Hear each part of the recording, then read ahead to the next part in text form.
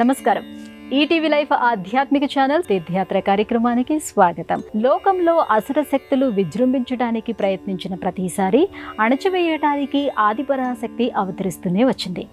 సాధు జీవుల ప్రశాంతమైన మనుగడకు భంగం కలిగించడానికి ప్రయత్నించిన రాక్షసులను సంహరిస్తూనే వచ్చింది.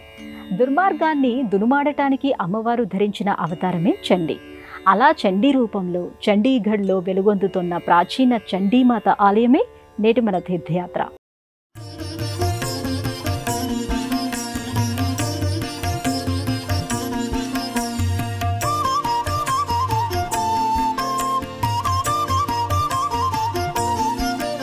ఓం జయంతి మంగళా కాళీ భద్రకాళీ కపాలిని దుర్గా క్షమా శివా ధాత్రి స్వాహా స్వదా నమోస్తుతే నమోస్తుతే దేవి నమోస్తుతే నమోస్తుతే దేవి నమోస్తుతే.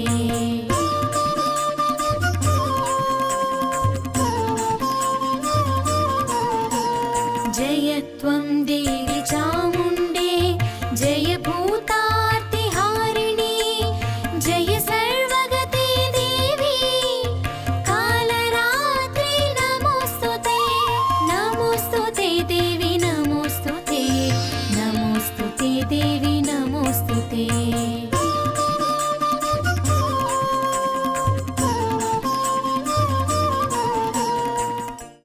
వేదకాలం నుంచి అసురుల ప్రభావం కనిపిస్తుంది. దైవ కార్యాలకు ధర్మ కార్యాలకు వారు అడుగడుగున అడ్డు తగులుతూనే వచ్చారు. అలాంటి పరిస్థితులను చాలా వరకు శివకేశవులే చక్కదిద్దినట్టుగా మనకి పురాణాలు చెప్తున్నాయి. అయితే అసురులు పొందిన వరాల కారణంగా ఒక్కోసారి మహాశక్తియే రంగంలోకి దిగవలసి వచ్చింది. అలా ఆదిపరాశక్తి ధరించిన మరో అవతారమే శ్రీ చండీదేవి.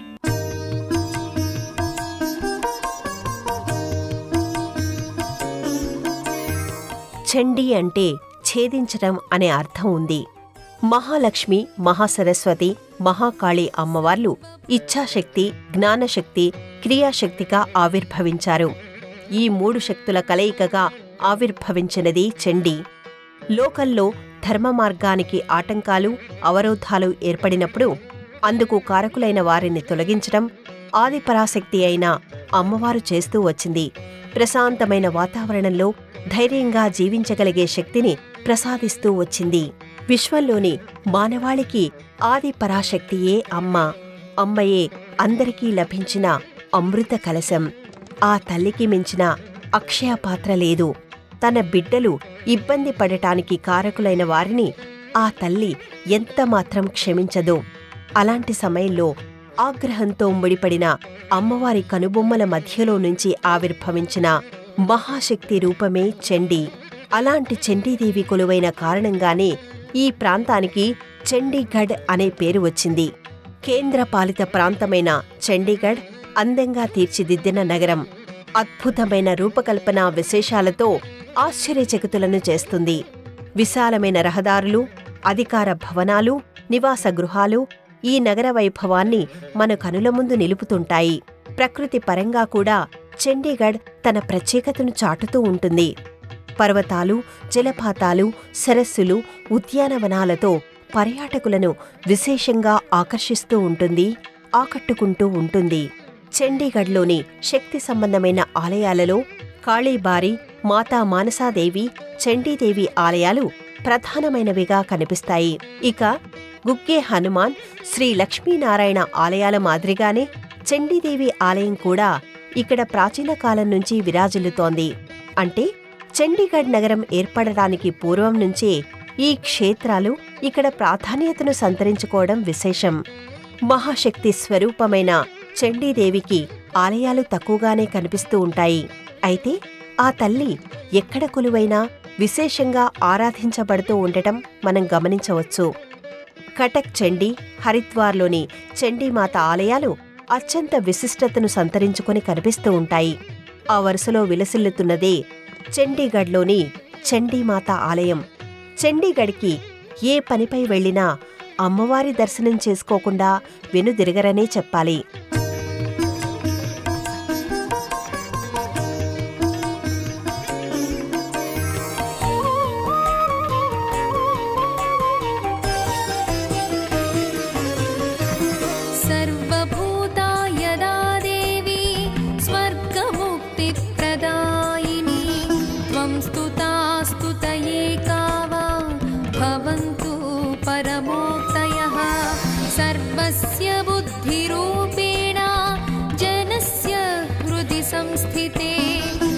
दुर्गापवर्गदे देवी नारायणि नमोऽस्तुते कलाकाष्ठादिरूपेण परिणामप्रदायिनी विश्वस्योपरतौ शक्ते नारायणि नमोऽस्तुते सर्वमङ्गलमाङ्गल्ये शिवे सर्वार्थसाधिके शरण्ये त्र्यम्बिके देवी नारायणि नमोऽस्तुते।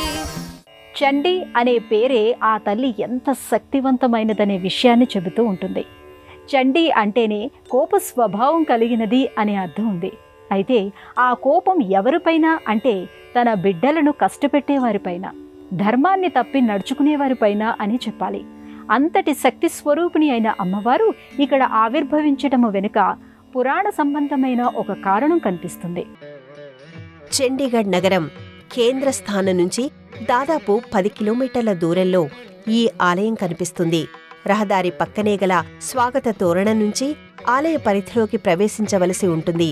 ఏపుగా పెరిగిన వృక్షాల మధ్యలో సువిశాలమైన ప్రదేశంలో ఈ ఆలయాన్ని నిర్మించారు. దారికి ఇరువైపులా పరుచుకున్న పచ్చదనం ఇక్కడి వాతావరణాన్ని ఆహ్లాదకరంగా మారుస్తూ ఉంటుంది. విశాలమైన పార్కింగ్ స్థలాన్ని కలిగిన ఆలయం ఇది. అందంగా తీర్చిదిద్దిన విమాన గోపురంతో కూడిన అమ్మవారి ఆలయం మనకి దూరం నుంచే కనిపిస్తూ ఉంటుంది. దూరం నుంచి చూస్తే వరుసగా 3 మందిరాలు కనిపిస్తూ ఉంటాయి. ప్రధానమైన అమ్మవారి ఆలయానికి ఒక వైపున గల మందిరంలో హోమశాల, మరో మందిరంలో శివలింగం దర్శనమిస్తూ ఉంటాయి. మధ్యలో గల అమ్మవారి ఆలయం అందమైన నక్షీలతో ఆకట్టుకుంటూ ఉంటుంది. మహిషాసురుడిని సంహరించిన తర్వాత దుర్గాదేవి ఇక్కడ విశ్రాంతి తీసుకుందట.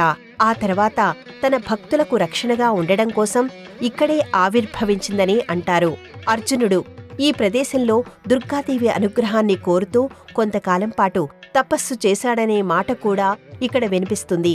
కురుక్షేత్ర యుద్ధంలో విజయం సాధించడానికి అవసరమైన ఆయుధాలను ఇక్కడి అమ్మవారి నుంచే ఆయన పొందినట్టుగా చెబుతారు.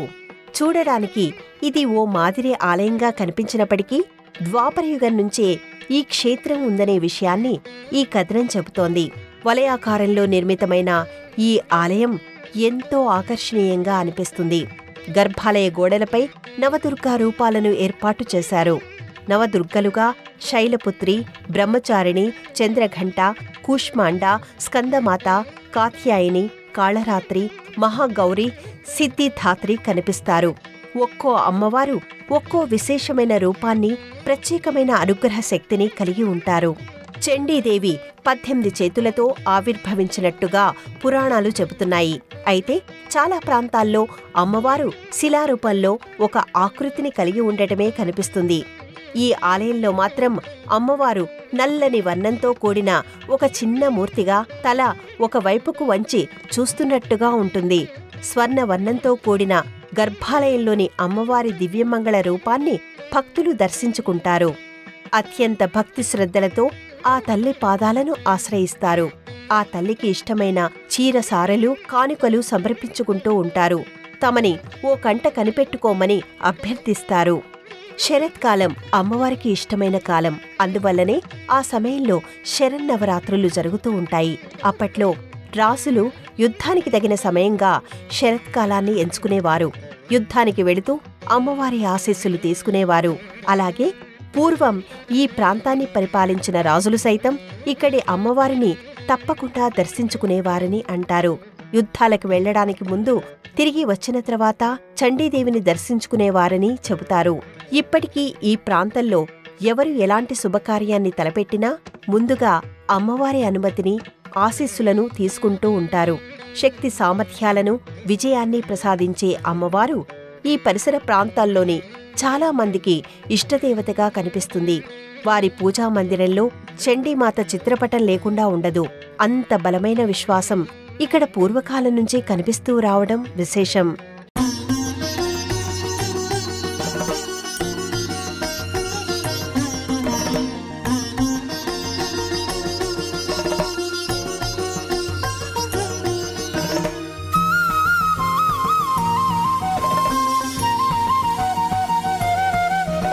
नमस्ते शरण्ये शिवे सा कंपे नमस्ते जगद्व्यापिके विश्वरूपे नमस्ते जगद्वन्द्यपादारविन्दे नमस्ते जगत्तारिणि त्राहि दुर्गे नमस्ते जगच्चिन्त्यमानस्वरूपे नमस्ते महायोगि विज्ञानरूपे नमस्ते नमस्ते सदानन्दरूपे नमस्ते जगत्तारिणि त्राहि दुर्गे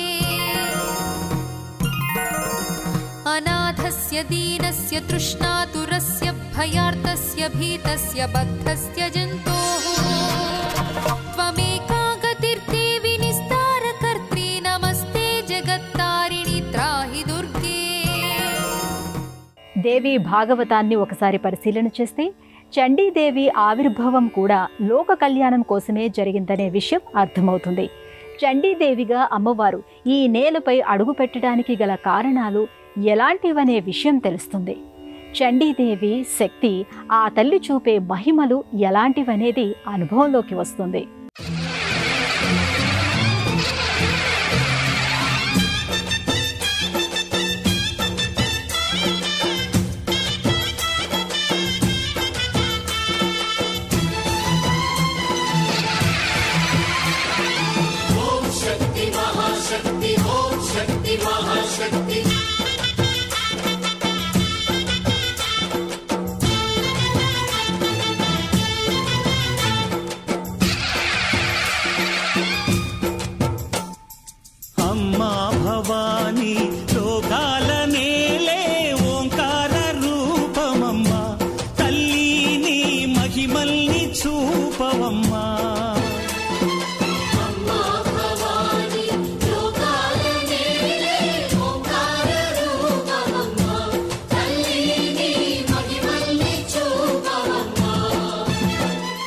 శంభు నిశంభులు అనే అసురులు బ్రహ్మదేవుడి గురించి కఠోర తపస్సు చేసి స్త్రీ వలన తప్ప తమకి మరణమనేది లేకుండా చేయమని కోరతారు. స్త్రీ తమని ఏమీ చేయలేదనే ఉద్దేశంతో వారు అలాంటి ఒక వరాన్ని పొందుతారు. ఆ తర్వాత వరబలగర్వితులై స్వర్గలోకంపై దండెత్తుతారు. దేవేంద్రుడిని తరిమివేసి సింహాసనాన్ని ఆక్రమిస్తారు. దాంతో ఇంద్రాది దేవతలు ఆదిపరాశక్తి అయిన అమ్మవారికి తమ పరిస్థితిని విన్నవిస్తారు. శంభ నిశంభులను సంహరించడం కోసం అమ్మవారు రంగంలోకి దిగుతుంది. శంభ నిశంభులకు అనుచరులుగా ఉన్న చండ ముండాసురులు ఆమె సౌందర్యాన్ని గురించి ప్రస్తావిస్తారు. శంభ నిశంభులను ఆశ్రయించమని చెబుతారు. చెప్పినట్టుగా చేయకపోతే తమ పరాక్రమాన్ని పరిచయం చేయవలసి ఉంటుందని హెచ్చరిస్తారు. చండ ముండాసురుల మాటలకు పరాశక్తికి పట్టలేని కోపం వస్తుంది. దాంతో ఆగ్రహంతో ముడిపడిన ఆమె నుదురు నుంచి చండీదేవి పుట్టుకొస్తుంది. నల్లని వర్ణంతో, ఎర్రని నయనాలతో, మెడలో పుర్రెల మాలతో ప్రళయానికి రూపం వచ్చినట్టుగా చండీదేవి ఎదురుగా నిలవడం చూసి అసురులు ఇద్దరూ భయంతో కంపించిపోతారు. వివిధ రకాల ఆయుధాలను ధరించిన అమ్మవారు ఆ ఇద్దరు అసురులపై ఉప్పెనలా విరుచుకుపడుతుంది. చండ ముండాసురులను అంతం చేస్తుంది. అందువల్లనే ఆ తల్లిని చండిక, చాముండి అని పిలుస్తూ ఉంటారు. చండ ముండాసురుల గురించిన విషయం తెలియడంతో శంభ నిశంభులు ఆశ్చర్యపోతారు. ఒక స్త్రీని ఎదిరించలేకపోవడం గురించి అసహనాన్ని వ్యక్తం చేస్తూ రంగంలోకి దిగుతారు. చండీదేవి రూపం చూడగానే వారిలో ధైర్యం సన్నగిల్లుతుంది. అయితే వెనకడుగు వేయలేదు. యుద్ధానికి సిద్ధపడతారు. అమ్మవారి ధాటికి తట్టుకోలేక కుప్పకూలిపోతారు. అలా లోకకంటకులైన అసురులు అమ్మవారి చేతిలో అసువులు వదులుతారు.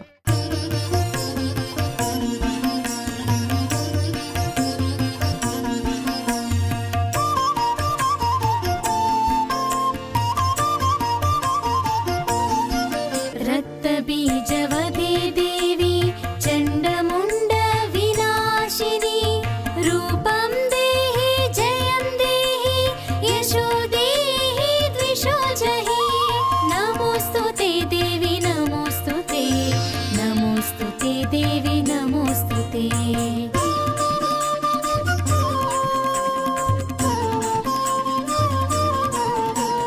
शुम्भस्यैव निशुम्भस्य धूम्राक्षस्य च मर्दिनी रूपं देहि जयं देहि यशो देहि द्विषो जहि नमोस्तुते देवी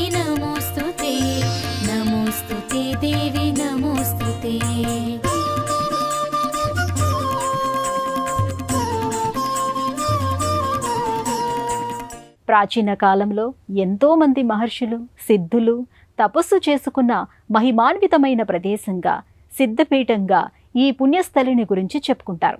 అలాంటి ఈ క్షేత్రంలో వసంత నవరాత్రులు, శరన్నవరాత్రుల సమయంలో ప్రత్యేకమైన పూజలు, విశేషమైన సేవలను నిర్వహిస్తూ ఉంటారు.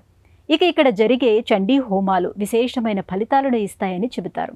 అసుర సంహారం కోసమే ఆవిర్భవించిన చండీమాత తన పాదాలను ఆశ్రయించిన భక్తులను చాలా వేగంగా అనుగ్రహిస్తుంది అంటారు. కలియుగంలో చాలా త్వరగా ఫలితాలను ఇచ్చే దైవాల జాబితాలో చండీదేవి కనిపిస్తూ ఉంటుంది. అమ్మవారికి అపజయమనేదే లేదు. అందుకే ఆ తల్లి అపరాజిత. ఆమె ఎక్కడ కాలు పెడితే అక్కడ విజయం విహరించవలసిందే. అందువల్లనే విజయాలను కోరుకునేవారు ఆ తల్లిని ఆరాధిస్తూ ఉంటారు. తనని పూజించేవారిని చండీదేవి ఒక రక్షణ కవచంలా కాపాడుతూ ఉంటుందని అంటారు. అలాంటి వారిపై శత్రు వ్యూహాలు పనిచేయవని, ఆపదలు, అనారోగ్యాలు, దొంగల భయం ఇవేమీ కూడా చండీ భక్తుల దరిదాపులకు రావని చెబుతారు. ఆ తల్లి అనుగ్రహం ఒక రక్షలా ముందుగా నడిపిస్తుందని ఆధ్యాత్మిక గ్రంథాలు చెబుతున్నాయి.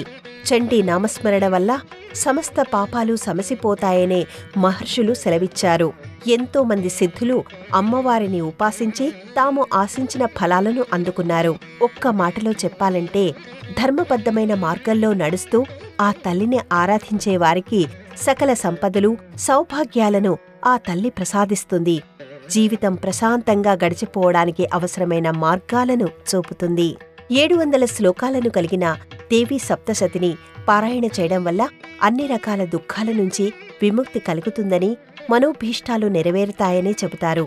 ఇక చండీ హోమం, చండీ యాగం ఇచ్చే ఫలితాలు విశేషంగా ఉంటాయని అంటారు. అలా అమ్మవారిని ఏ విధంగా పూజించినా, సేవించినా ఆ తల్లి అనుగ్రహానికి పాత్రులు కావచ్చనేది మహర్షుల మాటగా వినిపిస్తుంది. అమ్మవారి గర్భాలయానికి చుట్టూ చిన్న చిన్న ఉపమందిరాలు కనిపిస్తూ ఉంటాయి. ఈ మందిరాల్లో ఆయా దేవీ దేవతల పాలరాతి మూర్తులను ఏర్పాటు చేశారు. ప్రధాన దైవమైన అమ్మవారిని దర్శించుకున్న భక్తులు ఆ తర్వాత ఇతర సన్నిధానాలకు నమస్కరించుకుంటూ వెళతారు. మహిషాసురుడిని, మధుకైటబులను, శంభనిశంభులను ఆ తల్లి వధించిన ఘట్టాలను గురించి ఈ ఆలయ ప్రాంగణంలో కూర్చుని తలుచుకున్నా అమ్మవారి ఆశీస్సులు, అనుగ్రహం లభిస్తాయని విశ్వసిస్తారు. అమ్మవారి దర్శనం చేసుకున్న భక్తులు ఆ పక్కనే ప్రత్యేక మందిరంలో గల శివలింగాన్ని దర్శించుకుంటారు. స్వామివారికి స్వయంగా అభిషేకం చేసుకునే అవకాశం ఇక్కడ ఉంది. అనునిత్యం ఈ ఆలయం తలుపులను ఉదయం 5 గంటలకు తెరుస్తారు. రాత్రి 9 గంటల వరకు దర్శనానికి అనుమతి ఉంటుంది. సాయంత్రం 5 గంటల సమయంలో జరిగే ఆరతి విశేషమైనదిగా చెబుతారు.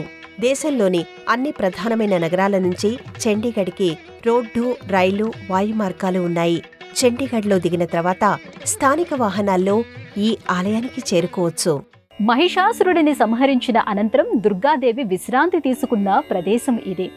మహాభారత కాలంలో పాండవులచే అమ్మవారు పూజలు అందుకుందనేది స్థల పురాణం. దీనిని బట్టి ఈ క్షేత్రం ఎంతటి ప్రాచీనమైనదనేది అర్థం చేసుకోవచ్చు.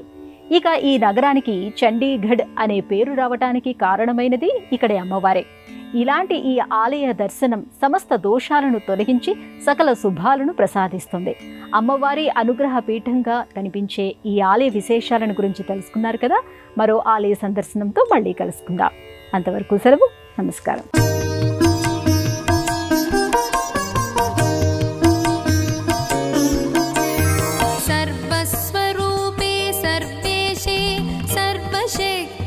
समन्विते भयेभ्यस्त्राहिनो देवी दुर्गे देवी नमोस्तुते।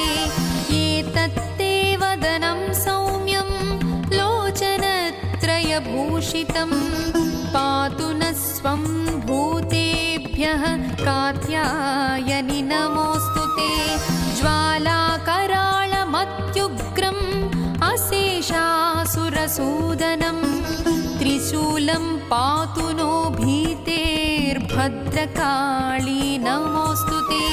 हिनस्ति दैत्यतेजांसि स्वनेनापूर्यया जगत् सा घण्टा पातु नो देवी पापेभ्यो नः सुतानि वा।